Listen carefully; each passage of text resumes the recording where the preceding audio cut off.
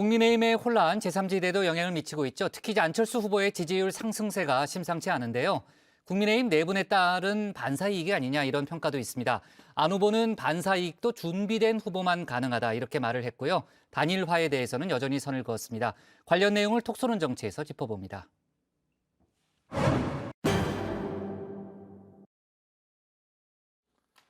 자중질환에 빠진 국민의힘 윤석열 후보, 윤 후보의 위기, 국민의당 안철수 후보에겐 반등의 기회였습니다.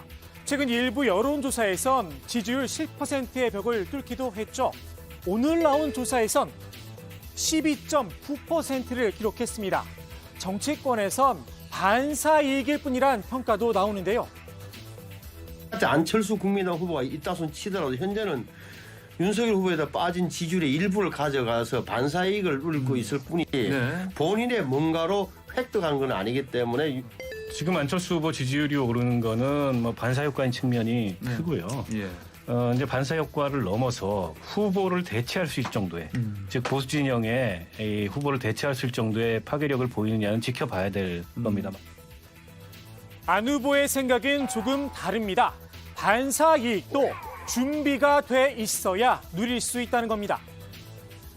저는 꼭 반사적인 이익이라고 생각하지를 않는 것이 제가 만약에 그런 뭐 도덕적인 삶이라든지 가족 문제가 없다든지 그리고 또 여러 가지 제대로 된 정책 그리고 제가 그동안 여러 분야에서 쌓아온 전문성 이런 것들이 없었다면 다른 후보에게 갔겠죠.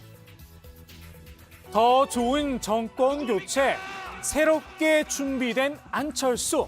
정권 교체의 주역은 윤 후보가 아니라 바로 나다. 목소리를 높이기도 했습니다.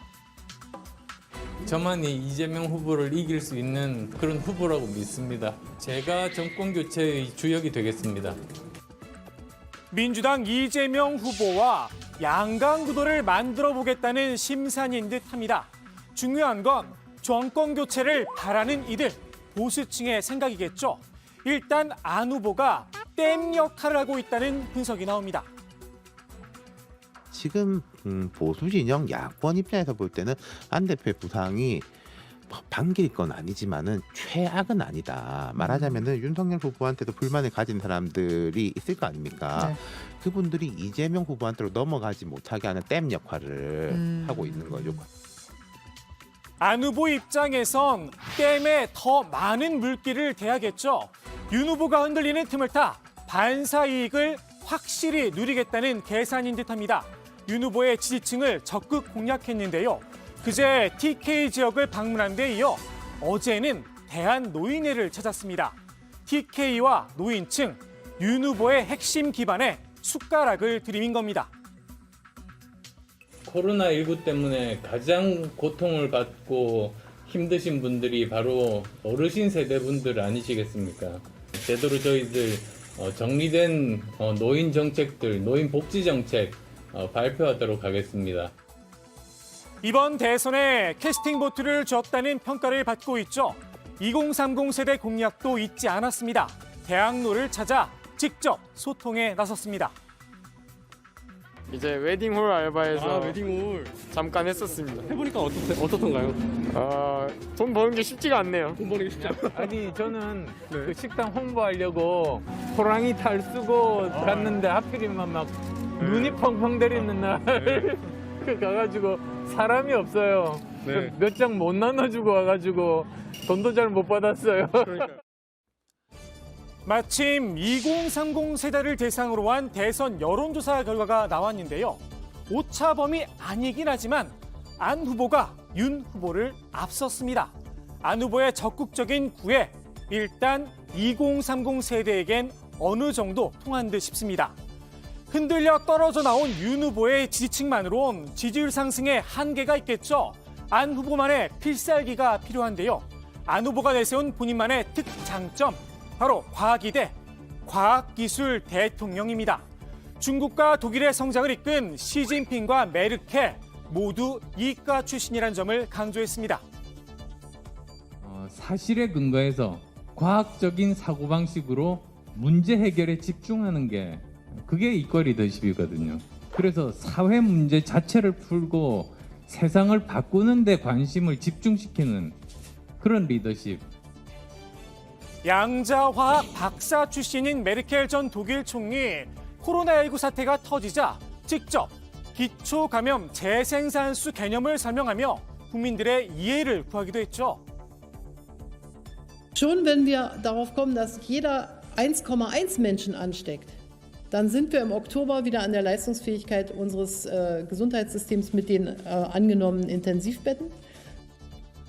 안 후보는 의학 박사 출신입니다. 코로나19 위기 극복 자신 있다는 겁니다. 여기에 안 후보는 IT 기업을 이끈 경험도 있습니다. 대한민국의 미래의 먹거리 내가 만들 수 있다 장담을 했습니다. 박정희 대통령께서 경제개발 5개년 계획을 했기 때문에 우리나라가 1980년대, 90년대, 20년간 먹고 살았지 않습니까? 그다음 또 김대중 대통령께서 초고속 인터넷망을 깔고 그리고 또 벤처를 부흥을 시켜서 2000년대, 2010년대, 20년 먹고 살았습니다. 여기서 대한민국의 생존 전략이 무엇이 되어야 되는가? 그것은 제2의 과학기술 입국을 통해서 미래 먹거리, 미래 일자리를 창조하는 일이다. 이제야 스포트라이트를 받기 시작한 안 후보. 그래서일까요? 상대적으로 거대 양당 후보들에 비해 검증의 칼날에서 자유로웠는데요. 안 후보는 검증에도 자신감을 내비쳤습니다. 그동안 줄기차게 검증을 받아왔다는 겁니다. 지난 10여 년간 사실은 양쪽에서 털렸습니다. 저는 항상 이렇게 야당의 입장이었습니다. 그러다 보니까 뭐 거의 탈탈 다 털었죠. 심지어는 미국에서 그 당시에 스탠포드 대학의 대학원생으로 있었던 제 아이 기숙사로 쳐들어가서 거기에서 쓰레기통을 뒤졌습니다. 그리고 거기에 있는 그 백화점에서 온 팜플렛을 보고는 호화 쇼핑을 한다느니 뭐 저 유학을 귀족 유학을 한다든지 그런 식으로 또 막 덮어 씌운 겁니다. 사실 안 후보에게 검증보다 무서운 건 따로 있습니다. 바로 단일화 논란입니다.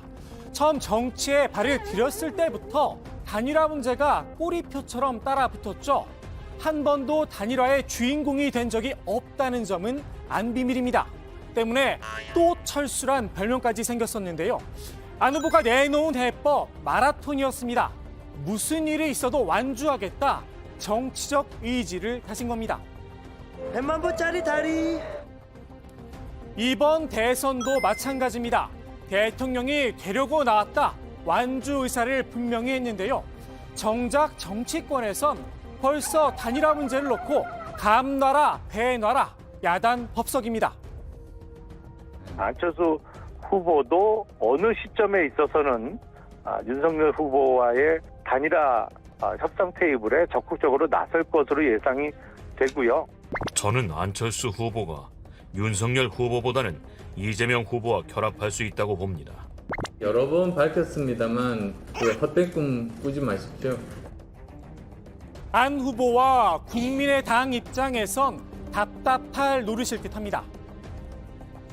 단일화 프레임을 자꾸 거론하는 것, 그리고 양당에서 단일화를 이야기하는 것은 안철수 대표의 저는 상승세와 확장성을 차단하려는 그런 의도로 이렇게 저희가 볼 수밖에 없거든요. 이걸 다행이라고 해야 할까요? 일단 민주당은 포기를 한 듯 싶습니다. 이미 안철수 후보는 지난번 재보선 때부터 이미 국민의힘과의 통합까지 주장했던 분 아니겠어요? 그런 측면에서 본다면 우리 진영과 함께할 가능성은 없기 때문에 이제 우리 당 대표도 그런 말씀을 이제 그만하셨으면 좋겠다. 이런.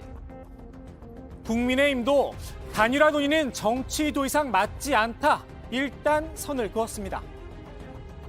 단일화 얘기라는 것을 지금 선거 캠페인을 서로 벌이고 있는데 그것은 정치 도의상 맞지 않는 일이라고 저는 생각합니다. 사실 지금 단일화에 신경 쓸 여유가 없기도 합니다. 지금 국민의힘 선대위 개편 재건축이 지금 진행되고 있는 상황 아니겠습니까? 일단은 건물이 좀 만들어진 다음에 역 건물과 합치는 공사를 할지 말지는 얘기할 수 있을 것 같습니다. 하나 확실한 건 안 후보 입장에선 물이 들어왔을 때 확실히 노를 저놔야 한다는 점입니다. 단일화 이슈 언제든 다시 안 후보를 괴롭힐 수 있습니다. 오늘의 톡 쏘는 한마디 이렇게 정리합니다. 근데 이제 안철수 후보는 또 한 번 여기서 단일화를 시도한다면 진짜 단일화 전문 후보로서 정치 인생의 종착점을 향해서 달려가는 걸 수 있거든요.